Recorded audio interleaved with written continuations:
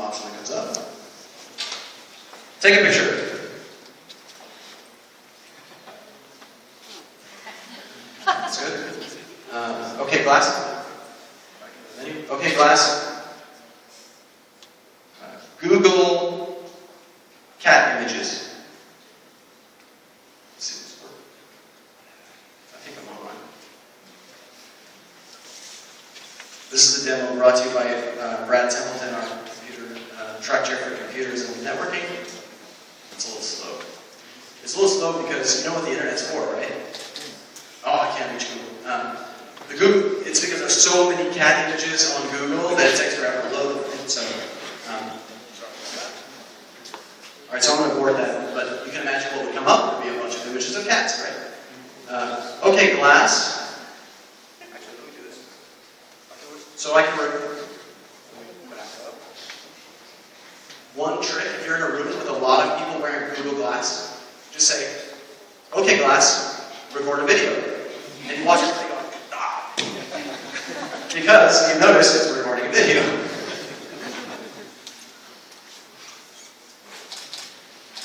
See if I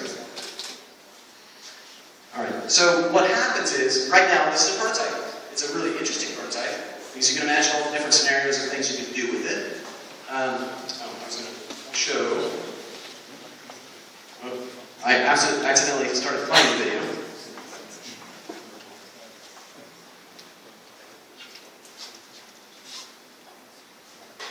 So the way this loads stuff is it loads it in a timeline.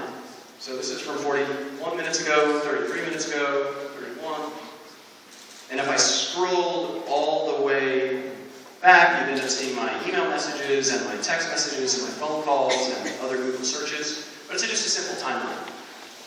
So that's the capability today. There's a ton of applications being developed for it. One of the ones that we will have at Singularity University next year, and there's going to be a lot of conferences doing this, but when we have a program and everybody's registered, and you have a badge or something, it will pick up your name, and it'll bring up your bio, and your Facebook page, and your LinkedIn, and any other background information I want to search. Real time. And there are a lot of people developing facial recognition for the things. Right now, they don't allow that, because there are a lot of interesting security questions about allowing that. There are actually a lot of security questions about wearing these.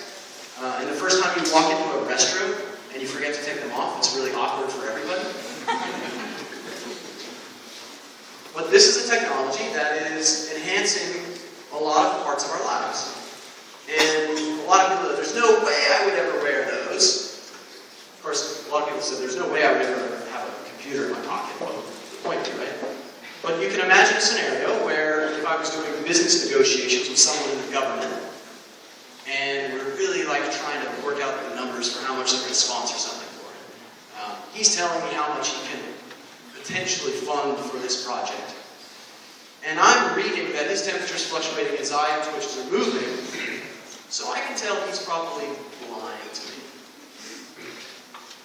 And I can also have a whole bank of people live watching what I'm watching and feeding me information in real time, such that any background information about a question that he asked me, they could be feeding me through the speaker. Because there's actually a speaker here that I can listen to that you can't hear. In fact, his whole speech is someone else is reading it to me in real time, and I'm just following along.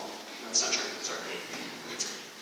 But that scenario where I have an advantage over this person because of this technology I'm using in real time guarantees that that technology is going to proliferate.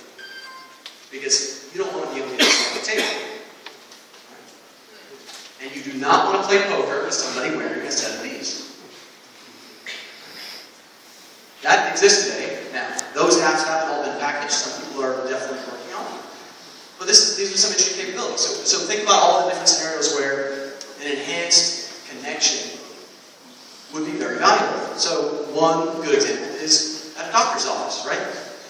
A doctor, the relationship, I don't know what your relationship with a doctor is, but usually they swoop in there, looking at papers and doing all this other stuff. Yeah, okay, you're good, okay. I'll see you later, and I'll good luck taking these pills.